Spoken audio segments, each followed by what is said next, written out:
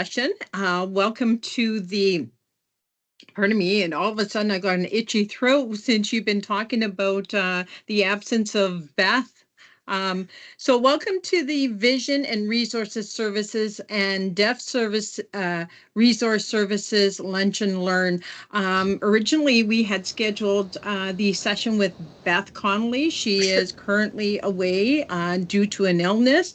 Amanda is with us, Amanda Pollard, and she has her co-worker that is having technical difficulties, Shirley Karen. So I'll hand over the floor to you, and we'll be on. We'll be here. Perfect. Thank you, Patricia. If everyone could mute their camera or their microphones, I can hear some stuff in the background, but that would be really wonderful. And then I'm just going to figure out how to share my screen. Oh, there it is. And get to the start of my presentation. Can everyone see that okay? I can't see anybody now, so. Can someone give me some? Just fine. Okay, perfect. Thank you for that auditory feedback because I can't see anyone now. So we'll just get started. So as Patricia said, I'm here with my colleague, Shirley Caron. She's here for what Beth was supposed to present. So we'll kind of dig into this and yeah, we're looking forward to presenting to you about how to determine the need for assessment and support from resource services and outreach programs, specifically the blind, low vision department and the deafblind department. So myself, Amanda Pollard, I'm from the deafblind resource program. I'm the coordinator, and Shirley's from the blind, low vision team. So we'll just start with a land acknowledgement. The land that surrounds us is part of who we are. It reflects our histories. We want to acknowledge that Brantford, which is where Shirley and I are located, is situated on the Haldeman Tract, land promised to 6 nations, which includes 6 miles on each side of the Grand River. This is the traditional territory of the Anishinaabe, Haudenosaunee, and neutral peoples past and present. We wish to honor with gratitude the land itself and the people who have stewarded it through the generations. This calls us to commit to learning or to continuing to learn how to be better stewards of the land we inhabit. So today we're going to go through how to determine the need for an assessment. This will include both criteria for vision resource services and deafblind resource services. And then we'll talk of each department, we'll talk about the assessments that we use to support blind, low vision learners and deafblind learners. We'll do a little bit of defining of like what deafblindness is, what functional vision assessments are, why they're important. And then we'll have some time for some questions and answers. So I'm going to let Shirley take it away. Okay, thank you. You're going to move the slides through for me, Amanda? I'll move them for you. Yeah, great, thank you. So yeah, good morning, everybody. My name is Shirley, and I apologize. I cannot figure out my camera. Amanda tried to help, and so I'm just your SC. So yeah, so I'm a consultant for the Vision Resource Department.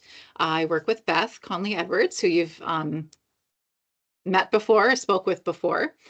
So I'm going to talk about our services. So we have 4 main criteria that we look for when we're wanting to come out and see a student, or you're referring us to come out. They include, so students who have no functional vision. So those are the kids who are using Braille to read and write with. A student who is legally blind. So that's a diagnosis from an optometrist of an acuity of 20/200, and that would be in their better eye after correction, or a possible visual field of only 20 degrees or less. So I'm just going to go over the 20/200, which means that someone who could see something at 20 feet, a person with typical vision could see something at 20 feet. A person with a visual impairment would have to be 2 feet away to see that. That's a legally blind diagnosis. A student who has low vision is going to have an acuity of 20/70. So what a person with typical vision sees at 7 feet, the student with low vision is going to need to be 2 feet away from that to see it. And then the last criteria, students experiencing difficulty accessing the school curriculum due to a visual condition, which can include cortical visual impairments, which we'll talk a little bit about a little later. So our student population is not homogeneous. Our students have a really wide range of eye conditions and visual abilities, and many of them we see also have additional multiple exceptionalities that can be physical, cognitive, or behavioral. So to get a referral, you're going to complete the referral package. So this is the link here that you'll have access to later. And in that, you're going to fill out. We need to also have a current report from an optometrist or an ophthalmologist, preferably within 2 years. Ideally, sometimes that's not always the case, but the most recent one you have will suffice. We'd like to see a current individual education plan from their school programming, if applicable. Every school does their IEP program differently. Some don't identify their kids in their first years of schooling. Some don't identify till they're, in grade 4, 5, 6. Every school is different. So if you have it, we would appreciate seeing that. Also, we need a signed parental consent to move forward with the referral. Thanks, Shirley. So for Deafblind Resource Services, our criteria for assessment, we review the student's medical documentation to determine if they're eligible for an assessment. And this is to ensure a consistent approach. We've aligned with the medical criteria that was defined by the Ministry of Children, Community and Social Services. So kids that we support when they move into adult services, they have a specific criteria. And so we have aligned with that. And that criteria is the hearing level must be at least one of the following. So a hearing level at 41 decibels or greater at one or more frequencies in the range of 500 hertz to 4,000 hertz in the better ear. So that's just a little bit more like a mild all the way to profound kind of loss. That's what we're looking for. Speech audiometry test demonstrates a word discrimination score of 80% or lower at 60 to 70%, and the presence of an auditory dysfunction, which would be something it's called auditory neuropathy spectrum disorder. That would be one of them, or like a central processing disorder. That's the hearing side of it. Then the vision side is similar to vision resource, where they have to meet at least one of the following. So the visual acuity of no better than 20/70 in the better eye after correction. So we don't support students who have normal vision in one eye and, are 20/200 or like low vision in the other eye. It has to be 20/70 in the better eye after correction. Then we also do the visual field restrictions to 20 degrees or less. And then the reduced visual abilities due to neurological issues like cortical visual impairment, which Shirley is going to talk about, something called delayed visual maturation or hemianopsia. I haven't actually worked with that kind of visual condition before, but it's something about like the fields as well, and it's a neurological thing. So what I find is best is we often get referrals submitted to us where people aren't quite sure if they meet criteria, and we will look over the reports to say, yes, you meet criteria for assessment, or no, you don't. There's no harm in putting in the referral or even asking ahead of time. I have someone that regularly does that, where she will send the reports or what the reports say ahead so that she knows whether she should put a referral in or not. So again, we have the link to our referral package And then we also require medical documentation that's current within the last 2 years, if possible. And that's for an audiological assessment and the ophthalmology assessment. So we need to have both of those. We also need our signed consent from the parents, and then an IEP or IPRC documentation. And it's sometimes helpful to know if it's not in the medical documentation, like what the etiology of their condition is. Like, so if there's, they have Charge syndrome or Down syndrome, something like that. And then sometimes school boards give other reports, speech and language. It just gives a nice holistic picture of the student before we come out and how we can prepare. So that's how a referral is initiated with the deafblind service. Okay, so I'm up.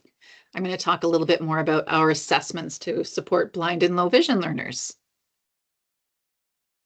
Okay, so why do we do vision assessments? So there's sort of 4 things that our vision assessments will do. So the first thing is they're going to identify hidden issues. So even with a report from an optometrist or ophthalmologist, there can be other visual difficulties that might not be apparent from that standard eye report. One of the main ones or common ones is the issue of glare. A lot of kids can be really sensitive or photophobic to glare. And those of us with typical vision don't notice these things, but when you have a learner with visual impairment, all of a sudden the glare has a big impact on their ability to function in their environment. Things like a simple book can have glare or glossy pictures. A student's desk or a table can be picking up glare from the overhead lights. There can be glare coming in through a window. So all those sorts of things we take into account. Another reason we do our vision assessment is to inform interventions. So what we find out from our assessments help guide the development of the personalized accommodations that will help put in place for the student. This can include assistive technology and also the student's learning media. So whether they're going to move forward using print or braille or audio or a combination of a couple or all of those things. Our assessments will accommodate all students. So they're appropriate for all students experiencing visual challenges and particularly valuable for individuals with developmental delays, brain injuries, learning disabilities, or multiple exceptionalities who might experience visual challenges as well as their other exceptionalities, which is going to be impacting their daily functioning. And the last thing that our assessments will do is consider different settings. We're not just looking at the classroom environment. We're going to look at them in a lunchroom, in the recess or play space outside, in the gymnasium, how they're traveling between classrooms, in the hallways. All those different settings could be, the student's functional vision could be different in all those different places. So we look at and consider those. Okay, so this is just a picture of some of the assessments that we'll bring with us out of our magic bag and open up all over the table to get to work with your student. And what they do is they measure how well a student is using their vision to perform routine tasks in all those locations we talked about, and with different materials that they might use throughout their day. Whether it's a technology screen, whether it's a textbook, whether it's photocopied worksheets, we take all of that in consideration with the scores we get from our assessments. And our assessments sort of paint this picture of how well the student is using their vision and what things they need to develop their vision further or be able to use their vision better over the course of their day. We're going to observe and measure the students' use of vision throughout their day. So it's not just sort of an in and out thing. We like to spend some time and see them in all those environments and different settings, different classes. And we really do a lot of observations. We also like to do an interview with any parents or staff or any part of the educational team that can give us that big picture of the student we're assessing. Okay, so before we do the actual vision assessments with those kits, like I said, we like to talk to the parents and teachers and EAs to get that big picture if we can. We'll read over all of their recent eye reports, look at their glasses prescriptions, look at any surgeries or eye patching that they might have had in the past or are currently doing, and any other pertinent medical information to their exceptionalities or syndromes that they have been diagnosed with. Okay, so our assessments may include a near distance test of visual acuity, a distance test of visual acuity, and those are sort of the things that an optometrist would do. Or the tests look the same with print charts or symbol charts. We're going to look at print size determination. So what size print can they access functionally? And we move from single letters to words to passages of words because how they access those things can be very different. We look at contrast sensitivity. We do a color vision test. We look at depth perception and spatial localization. We'll do a field of vision test to see if they have any sort of tunnel vision or peripheral vision issues. We look at their technology and computer use, what they're using currently or what they could possibly get access to help them. And again, all that observation of them in their environment. Okay, so our assessments can also include a learning media assessment. And this is an assessment that is really objective, and it's systematically looking at how the student learns and the literacy media that they use for their visual impairment. Because a visual impairment can happen gradually over time. So whether they're going to access large print or audio materials or be using Braille is what the learning media assessment is helping us decide. The information gathered from those, it's ongoing, helps us or the team make ongoing decisions. A student can be accessing just one of them at one point in their what's the word I want here in their Sorry, Shirley. it's okay. I'm one of those missing word moments. It's a spectrum, right, of their vision loss. Maybe maybe they're not going to lose any more vision over time, but maybe they are going to lose more vision. So we see students that are accessing all three of these at one time over the course of a school day, depending on how they are functioning.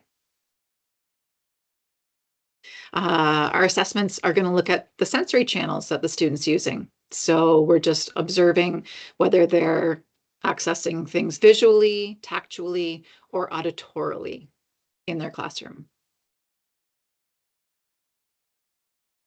Okay, so our assessments also may include a cortical visual impairment range assessment, so often referred to as CVI. So CVI results from an injury to the brain or the visual pathways in the brain. It has really nothing to do with the eyes. The eyes might look completely normal. The structure is fine. The acuities can be fine. It's what the brain, it's how the brain is interpreting that information. You can't see CVI when you look at a student. It can vary in severity from child to child and from environment to environment. Children with CVI may experience improvement in visual functioning. So our assessment will help target what things the student may be struggling with and how to help them access and learn things. So perfect. Thanks, Amanda. So when we're doing a CVI assessment, we're looking at different visual behaviors that a student with cortical visual impairment will have. And this is highlighting sort of 16 categories that we would be assessing for. I'll go over a few of them. So the first one, visual attention. So that is basically the student's ability to look at something and hold their gaze and basically control their gaze to look away or look at something different that may come into their field of view. Visual recognition is the student's ability to understand what they're looking at. And this one is always interesting because we see a lot of kids who are nonverbal. So we're looking at things sort of how they're using their visual gaze to select something. Maybe they're given two choices to choose between those things, and are they looking at the correct answer? Or physically, can they use their arms or their legs or their feet to make a movement or turn their head to let us know that they understand or are recognizing what they're looking at? Form accessibility can be the things that they're looking at, or the objects. Are they solid colors or are they multicolored? Some kids can't look at things with a lot of colors on them. Some kids can, let's say, look at a 3D object, but not a 2D object. So they might recognize their pet dog, but if you showed them a picture of a dog, there might not be any recognition there. They can't transfer that understanding to a TD or a 2D picture. Response interval, we're looking at the degree of delay the student has in looking at something.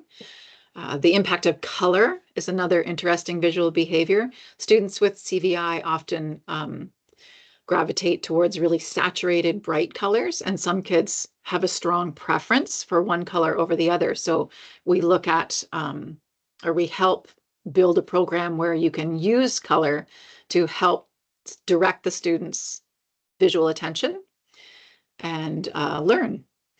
The impact of light. So light's interesting. Again, it can either be a distraction for a student with CVI, or it can be something that's needed. Some students with multiple exceptionalities, we see a lot of light gazing. So they're really drawn to a window or just the overhead lights, and they just want to stare at those. And then sometimes they need light, or they need backlighting to help them see things on an iPad or a light box where we can present things for them to help them look at things. Movement can help. Some kids need something to move to be able to look at it. Clutter and crowding, we could go on and on. There's a lot of specific categories that help us decide how the student is actually seeing and understanding the world around them.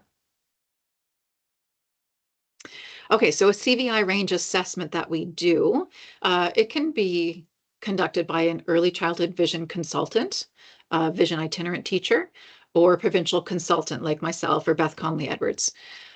It's scored on a scale of 0 to 10, and that's going to place the student into one of 3 phases of cortical visual impairment.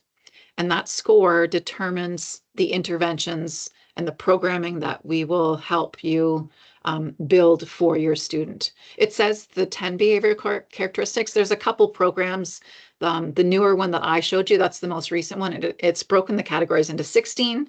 An older one that we've used extensively has 10 behavioral characteristics. So they're all the same. It's just a combination how they're broken apart. And the great thing is that nearly all kids with CVI can improve their visual attention and understanding for learning. Okay. I'm just going to highlight one difference between the Vision Resource Program and the Deafblind program.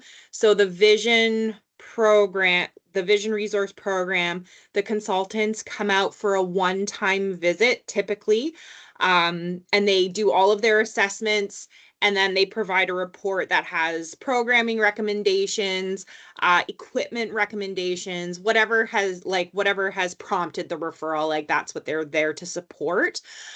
Whereas Deafblind Resource, our assessments, the purpose of them is to determine if a child is functioning deafblind in their educational placement. It's not a medical diagnosis. It's simply from an educational perspective. And if we decide, yes, they're functioning deafblind, then a consultant gets attached to the student, and we would go out on an ongoing basis. So we provide ongoing support, whereas Vision Resources, it's usually a one-time a year type of support.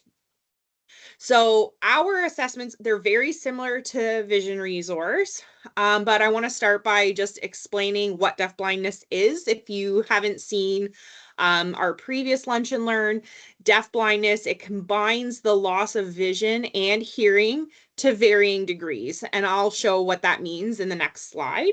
But the whole thing is that it results in the severe difficulty in accessing information, in being able to learn and communicate and participate in their day-to-day. So the way we kind of think about it, like when I'm working with a student and trying to decide, are they functioning deafblind? One of the questions I ask is, are they able to use one of their senses to fully compensate for the loss of the other? So can they use their vision to compensate for what they're missing auditorily, or vice versa? And often a child who's deafblind, they cannot. So they have very unique and complex needs, and they require services that support the that are different from kids who are just blind or low vision, from kids who are deaf or hard of hearing, or from kids who have multiple exceptionalities. It's just the programming is so unique. And I work with lots of students, and they're all different. They all have different needs. So that's part of what our service is looking at. So this is that varying degrees of deafblindness. Often people, when they hear that word, they think of Helen Keller, who, lost her vision and her hearing when she was young.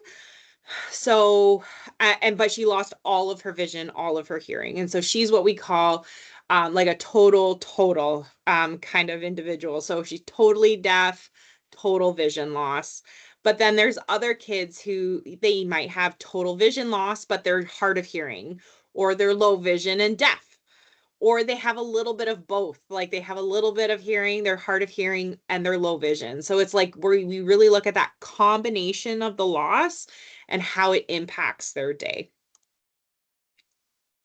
So our functional deafblind assessments, they're done, we look at the use of vision and hearing through observation and interactions. And it's intended to elicit the visual and auditory abilities of the learner.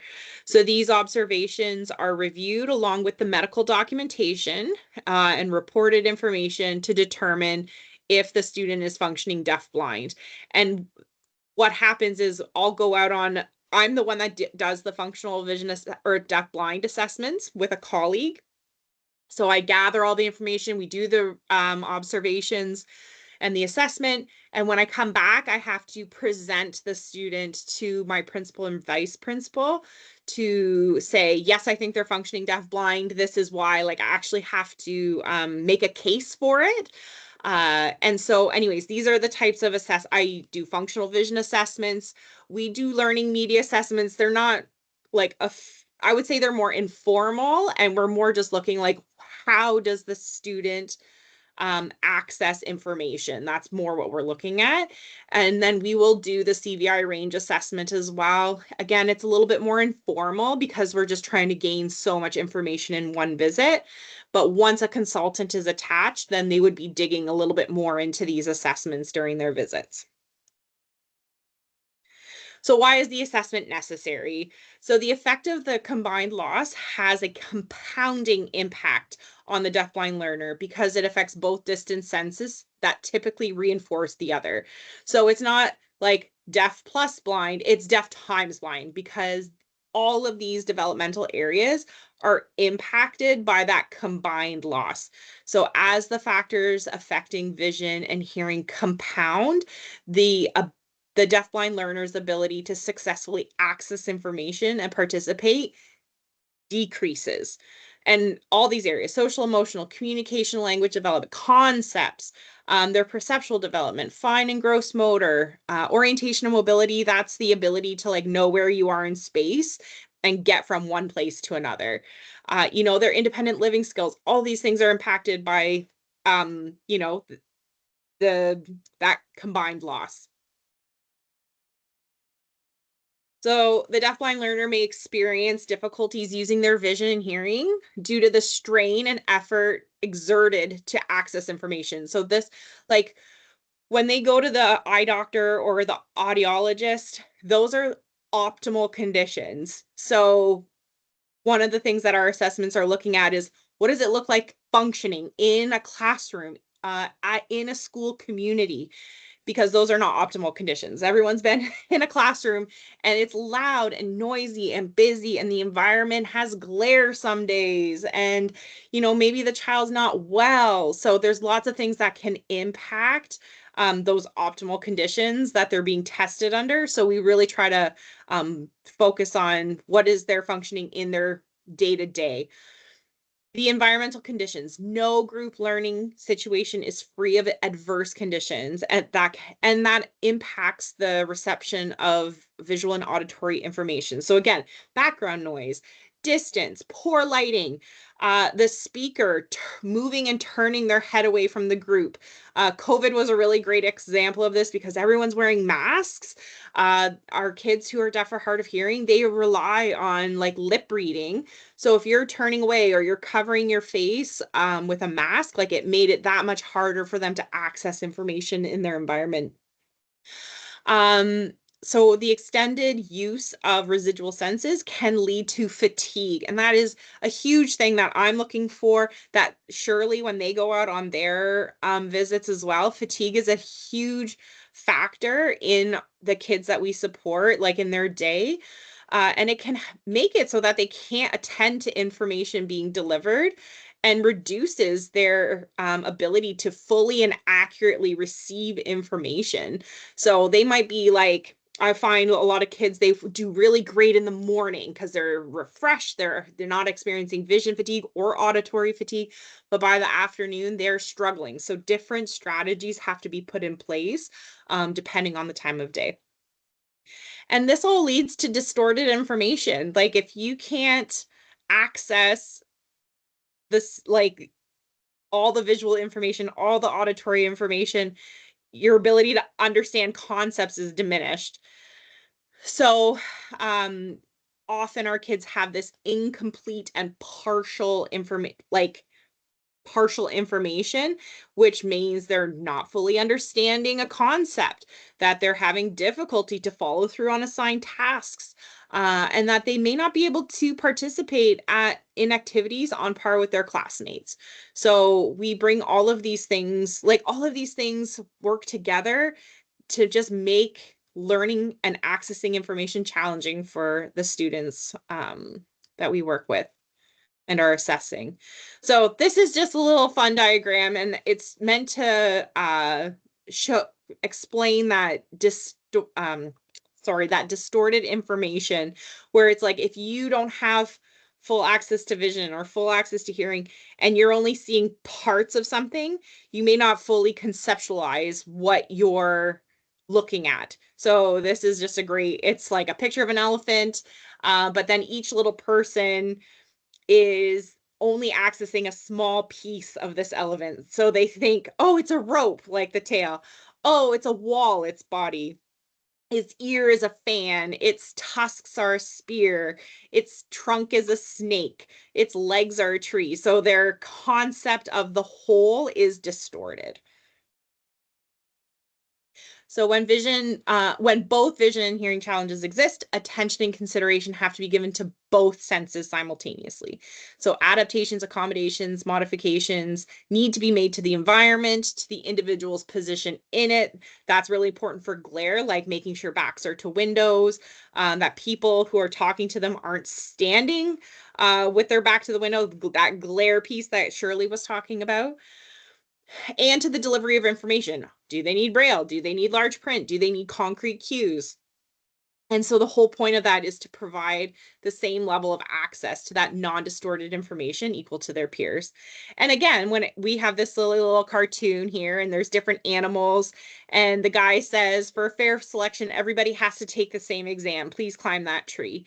And so if that's the case for the students that we support, it's not really a fair exam, because they may not have access to the same information. So we have to make sure that what students are being provided is accessible to them. And that's a huge part of what comes out of our assessments.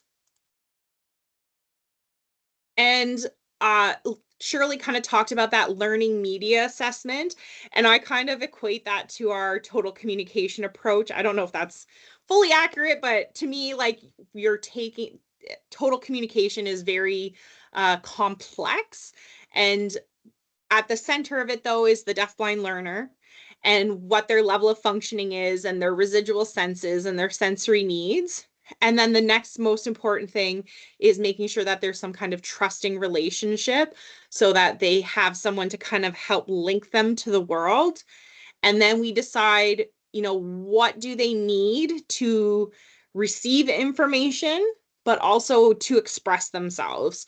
So some of our kids use technology, some of them use sign language, calendar systems, speech, photographs, print, braille. We do a lot of modeling, touch cues, lots of hand under hand support. So there's tons of things that we use to support students who are deafblind in accessing information. And that is a huge piece of like why it's important for us to come out and assess. And then if they are deafblind, for a consultant to come out and support understanding what that child needs to access information.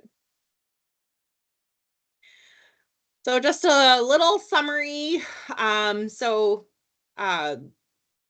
Really, like, I kind of did the summary in the middle, I suppose. The two departments are very different, but we both support, like, we both are coming out to do assessments to make sure that the kids are being able to access curriculum in the best way possible.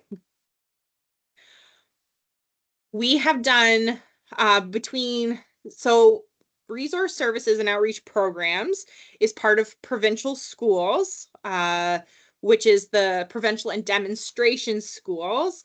So that includes the School for the Blind, which is W. Ross McDonald School, which is where Shirley and I work.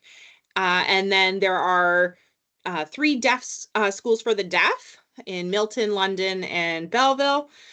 And then there's some learning demonstration schools in the same locations as the deaf schools. But the resource services department, there's vision resource, deafblind resource, and deaf resource. There's also a preschool home visiting thing, but what we focused on are those ones. So we have done previous lunch and learns. So if you're interested in learning more about our services, you can check. I've included the links to the previous lunch and learns. And finally, if you have any questions after the lunch and learn today, you can contact Beth Conley Edwards. She's our one who's away sick today, but she's the coordinator for the Vision Resource Program. And then you can reach out to me if you have any questions about the Deafblind Resource Program. Are there any questions?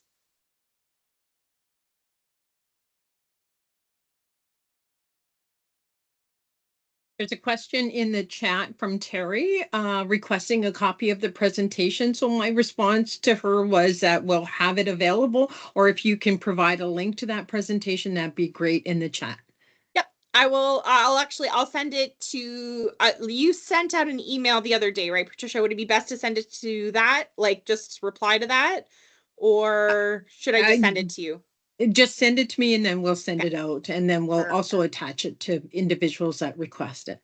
Wonderful. Yeah, no problem. That's perfect.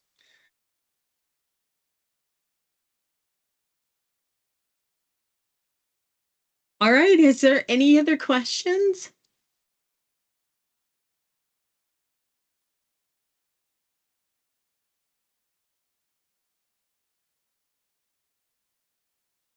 It was our pleasure to present to you today. Nice and short and sweet over the lunch hour. So I hope everyone has a great afternoon. I do see someone's typing, so I'll wait for them. Right. Well, Sandra and Tracy are typing away. This session is a recorded session, and it'll be available on our Chiefs of Ontario Educational Resources section. So you'll find lots of our lunch and learns in that area. So please help yourself. If you want copies to those presentations as far as the slides, absolutely reach out to me. I'm Patricia McGiskin. I have my coworker also available. Ashley Deacon. So I will, actually, I should print our stuff out. I'll print our contact in the in the chat section.